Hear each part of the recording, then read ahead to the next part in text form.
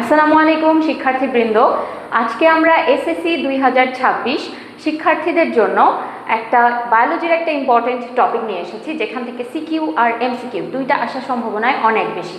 তো চলো আজকে আমরা একটু দেখে নিই টপিকটা। তো দেখো, এখানে প্রথম অধ্যায়ের জীববিজ্ঞান প্রথম অধ্যায়ের খেয়াল করো, এখানে যে 5টা রাজ্য রয়েছে, অর্থাৎ মনেরা, প্রোটিস্টা, ফাঞ্জাই, প্ল্যান্টি, অ্যানিমেলিয়া, এই 5টা রাজ্য সম্পর্কে আমরা একটা ছকের মাধ্যমে শুধু জেনে ফেলবো। ঠিক আছে, তাহলে আমরা দেখি যে এটাকে আমরা কিভাবে সহজে জানতে পারি। দেখো, গঠন এবং বৈশিষ্ট্য প্রথমেই আছে, গঠন এবং বৈশিষ্ট্য। তো আমরা যদি আগে উদাহরণটা দেখি, খেয়াল করো, আগে আমাদের ছবি দেখতে হবে। কেন ছবি দেখতে হবে?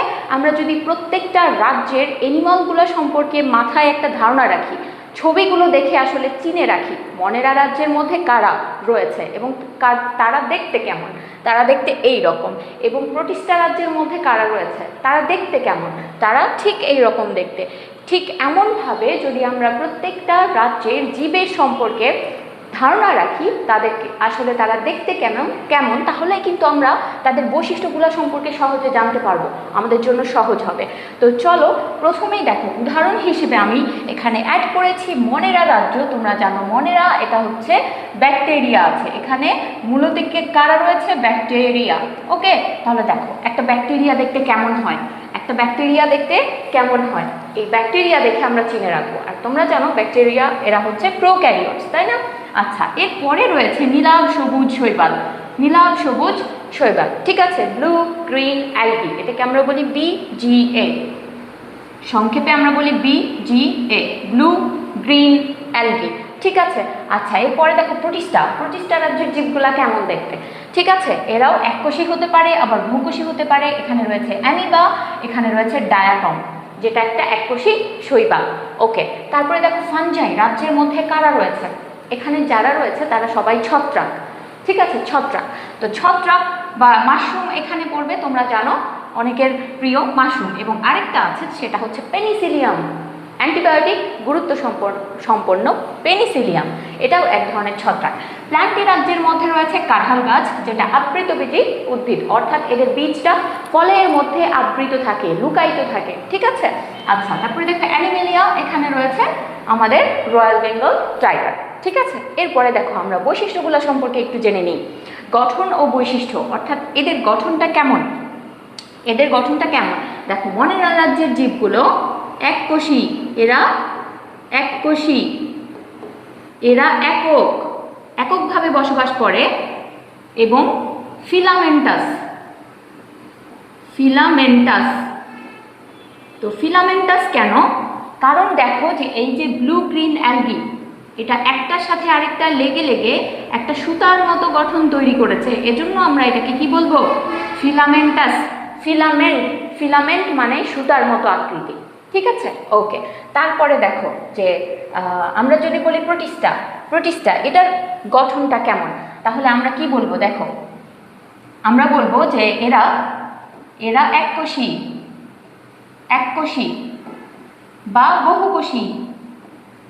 বা বহুকোষী রয়েছে, একক বা কলোনিয়াল। এরা একক হতে পারে, এককভাবে থাকতে পারে, বা কলোনি আকারে থাকতে পারে। তো কলোনিয়াল মানে কি? কলোনিয়াল মানে যখন কিছু জীব একসাথে একটা এলাকায় থাকে, তখন সেটাকে বলা হচ্ছে কলোনিয়াল। আমরা দেখি যে মানুষের ক্ষেত্রে বিভিন্ন কলোনি আমরা দেখি, পাড়া দেখি, তো সেখানে বেশ কয়েকটা পরিবার ওখানে বসবাস করে।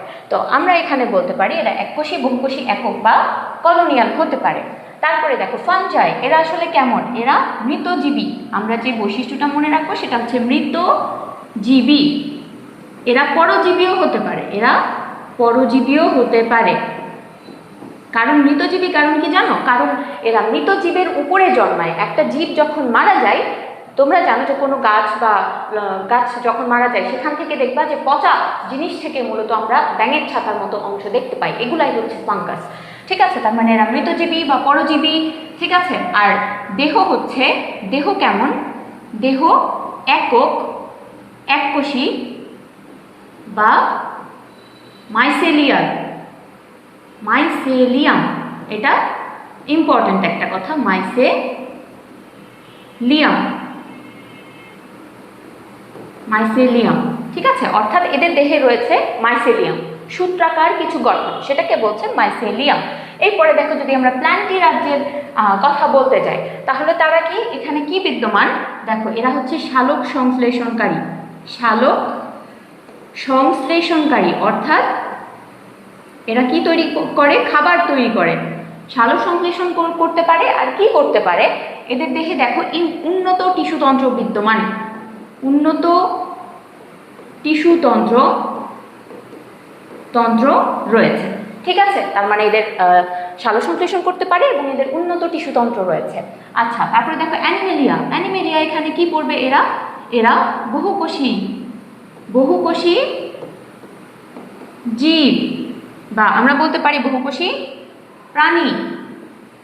ঠিক আছে, বহুকোষী প্রাণী। আচ্ছা, বহুকোষী প্রাণী, এবং এদের কি রয়েছে, দেখো এরা উন্নত। তো আমরা যদি প্রাণীর ক্ষেত্রে বলি, তাহলে বলবো উদাহরণ হিসেবে প্রোটোজোয়া ছাড়া,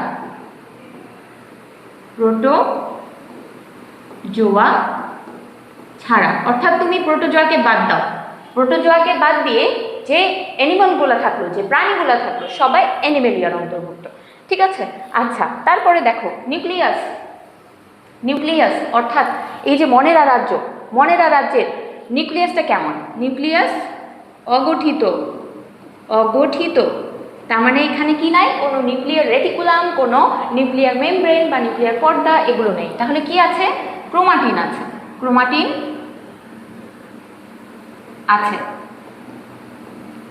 আছে, শুধুমাত্র ক্রোমাটিন আছে।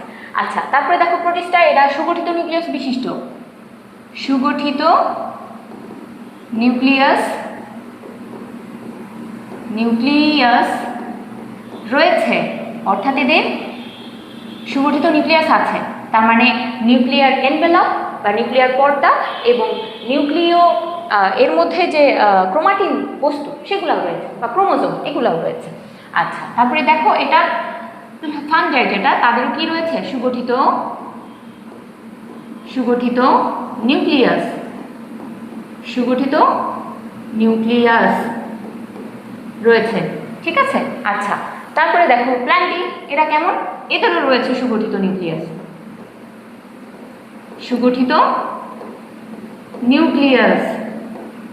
রয়েছে, এদেরও রয়েছে সুগঠিত নিউক্লিয়াস। ওকে, এরপরে দেখো অঙ্গাণু যদি বলতে যাই, তাহলে আমরা মনেরা রাজ্যের মধ্যে পড়বো, জানো সাইটোপ্লাজমের মধ্যে বিভিন্ন ধরনের অঙ্গাণু থাকে একটা কোষে। তো সেক্ষেত্রে মনেরা রাজ্যের শুধুমাত্র কোন অঙ্গাণু আছে, রাইবোজোম আছে, রাইবোসোম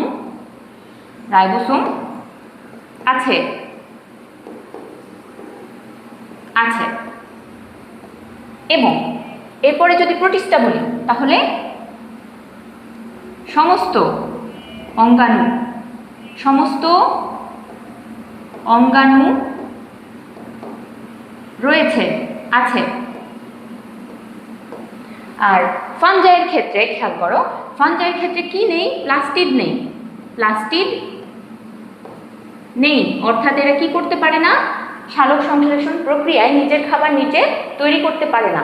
ওকে, প্লাস্টিড নেই, অন্য অঙ্গাণু সবই রয়েছে। প্ল্যান্টের ক্ষেত্রে কি রয়েছে, সমস্ত অঙ্গাণু রয়েছে। আর অ্যানিমেলিয়ার ক্ষেত্রে যদি আমরা বলি, তাহলে দেখো এখানে কিছু পার্থক্য আছে। যেমন আমরা বলছি যে জড় কোষ প্রাচীর, প্লাস্টিড, কোষ গহ্বর নেই। তার মানে এই তিনটা উপাদান এখানে এদের কোষে থাকবে না। আচ্ছা, তারপরে একটা বৈশিষ্ট্যটা আমরা একটু দেখি, কোষ বিভাজন বা জন্ম। তাহলে দেখো মনেরা, এরা কোন কোষ বিভাজন প্রক্রিয়ায় বিভাজিত হয়, আমরা দেখি, এটাকে বলছি আমরা অ্যামাইটোসিস,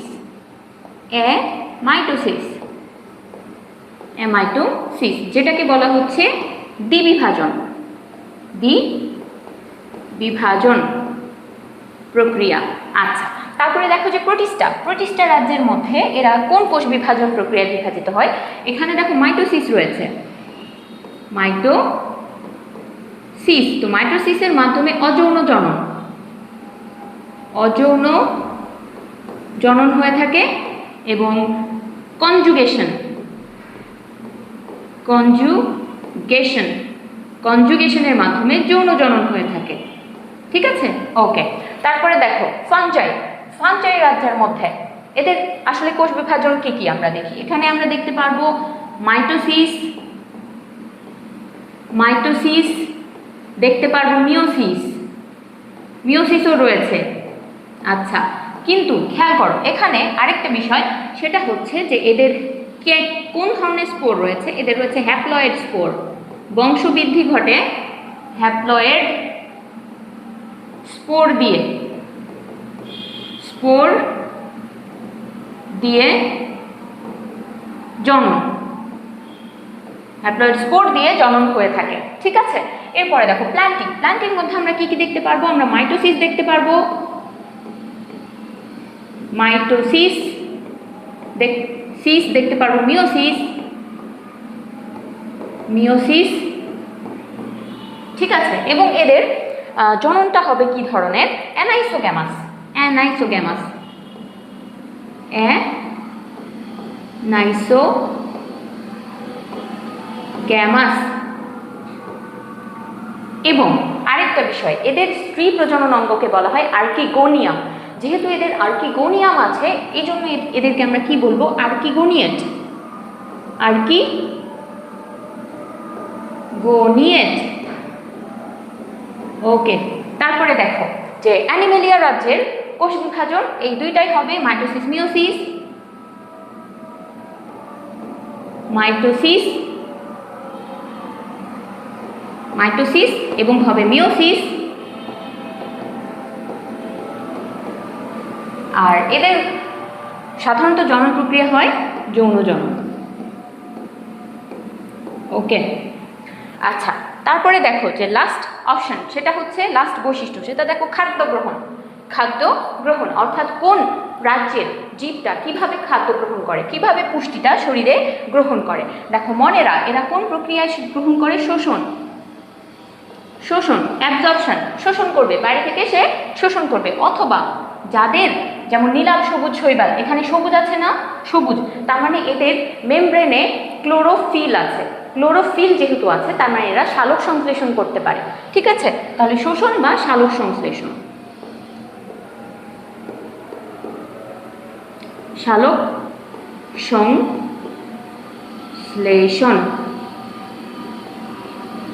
আচ্ছা, আর প্রোটিস্টা, প্রোটিস্টা রাজ্যের জীবগুলা কি মাধ্যমে কিভাবে খাবার গ্রহণ করে, এরা দেখো শোষণ, গ্রহণ বা সালোক সংশ্লেষণ, সালোক সংশ্লেষণ। ঠিক আছে, আচ্ছা, তারপরে দেখি ফাঞ্জাই, ফাঞ্জাই কিভাবে খাদ্য গ্রহণ করে। এরা মৃত জীব থেকে, মৃত জীব থেকে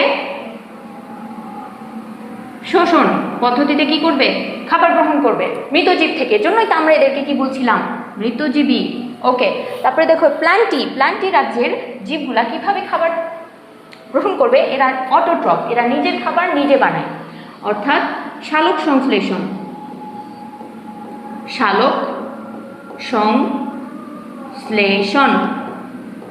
ঠিক আছে, তো এটাকে আমরা কি বলছি, এজন্য এদেরকে কি বলছি, অটোট্রফ, TROPH, অটোট্রফ, এজন্য আমরা এদেরকে বলছি অটোট্রফ। তারপরে দেখো যে অ্যানিমেলিয়া, এরা আসলে কিভাবে খাদ্য গ্রহণ করে, এরা খাদ্য